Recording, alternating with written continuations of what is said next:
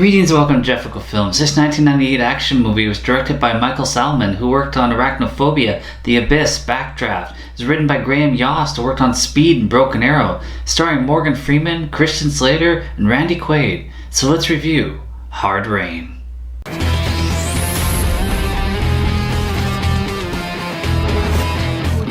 This movie starts out with flooded farms, people evacuating their cars through heavy rain and driving through flooded streets. And the sheriff calls his man Hank, who mans the dam, and he has to open another gate. It's a friggin' mess down here. So, are we all gonna die? Yeah, we're all gonna die. But I am gonna have to let out more. Ed Asner plays Uncle Charlie and Slater Tom, his nephew, and they work in an armored truck thing collecting money. And then they get stuck, and the power goes out, and they decide they need to call the National Guard. We gotta get out of here. What about the money? Money's safe, we're not. The water rose a foot in the last 20 minutes. The National Guard won't be anytime soon. You do the math. At a bar, Morgan Freeman plays Jim, and he's hanging out with his crew, and he mentions to one of his buddies he'll kill him if he mentions the money again. The sheriff, played by Randy Quaid, spots Henry and Doreen setting traps around their place before they evacuate. Man, Betty White is just as sassy as she was in Lake Placid. You gonna arrest us, Sheriff? Hell, are you even sheriff anymore, Sheriff? Didn't you lose an election? I sure as hell know I didn't vote for you. Tom and Charlie see a truck approach from the other side, and it's Jim, and he says this is his retirement fund. But his help's pretty stupid, and they just start open firing. And they hit Charlie, and Charlie's left floating dead. And he shouts at them, and he's like, oh, we're coming across. And he comes across, and they find Charlie. And then they go to blow the back of the truck open, but they notice it's already unlocked. Tom hides the money in a graveyard as Jim and his crew go find some watercress. It doesn't take long for them to find him, and he hides in his school. And they blow open the door of the school, and they head in there in their Sea-Doos. And Kenny is so stupid, he's firing at him. If you kill him, he can't tell you where he hid the money. Watch your step!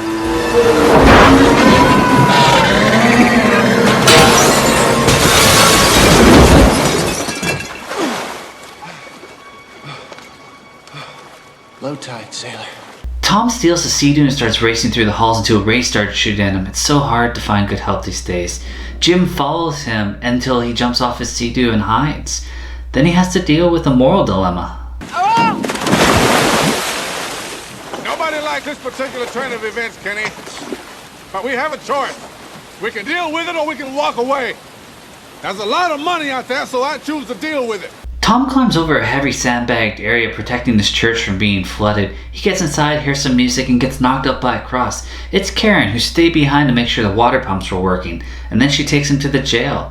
The sheriff asks him what he was doing in the church, and then we see Jim and his crew searching the school thinking they're going to find the money there.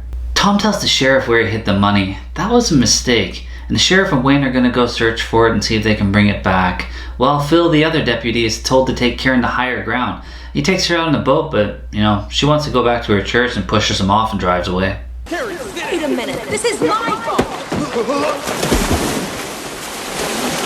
You swell! Hank had to open another gate at the dam, which means more water's coming flooding, and Wayne gets knocked out of his boat, and Karen's sandbags mean nothing. Tom wakes up to knee-high water in his cell, and he can't get out, so he starts fishing for the keys, and it does work. He does get them, but they're truck keys, so it doesn't really help him. He tries to climb up through the vent and open that up, and Karen shows up on the roof and rescues him. They later get spotted by Jim and them, and stupid Kenny, who just starts riding around on a Sea-Doo shouting, giving away his position. So Tom and Karen manage to get inside of a car that's floating down the river, and they have some bonding moment. So how'd you end up doing this? Uncle Charlie did me a favor and got me in. Nice favor.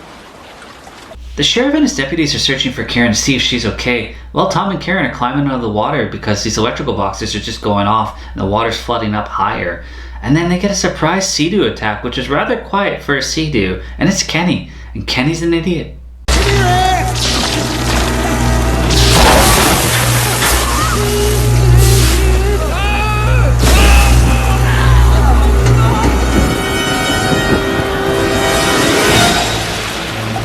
Well, that's one less problem for him, and the world.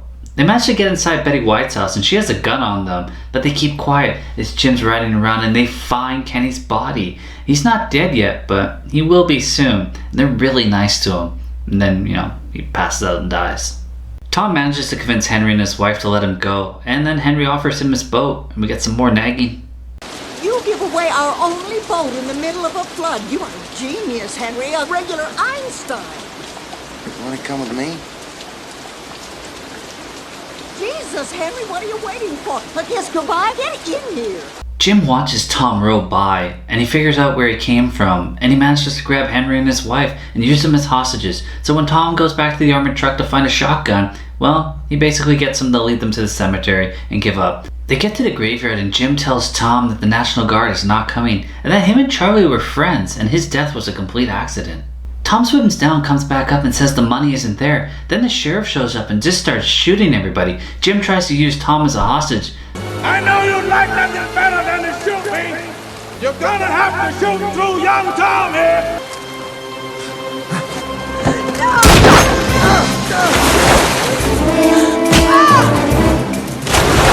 It seems Hank's okay with it, but Phil tries to argue and he even points a gun at the sheriff, but then an explosion goes off, and that gives Tom and Jim a chance to escape because they had to team up. Then it's a boat chase until they get stuck, but it only delays them a little bit. Hank's firing at them and they manage to get inside the church before they start throwing Molotov cocktails at the roof.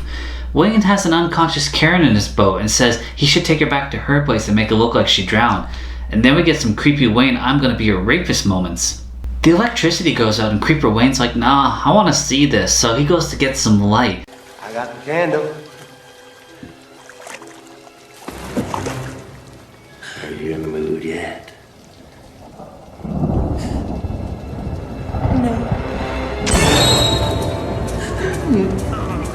He pulls out his gun, starts firing, but then he dies. Little did she know she needs the keys to those handcuffs, and it's floating away with him. Back at the church, the boats burst through the windows and then a gunfight ensues. Tom takes a chance that Phil's on their side, but then Hank tanks him out. Don't.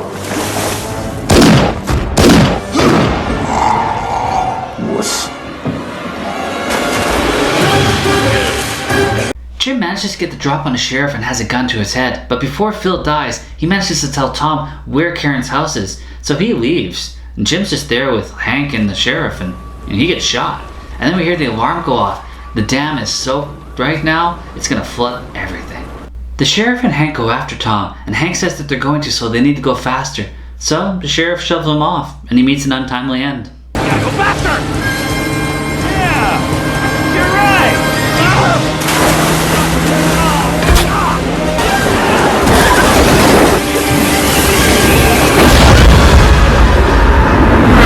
Tom gets to Karen and she's managed to get all the way up to the top of the stairs, but the water's still flooding in. So he goes to get a saw, and then the house is lifted up and starts floating down this river.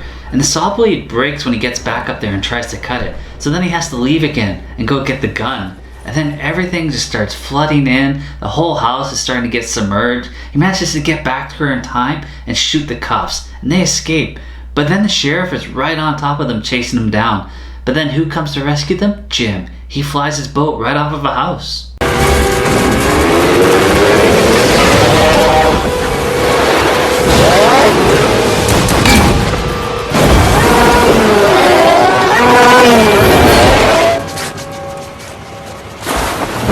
But still alive, the sheriff climbs back into the boat, and then the guys take him out.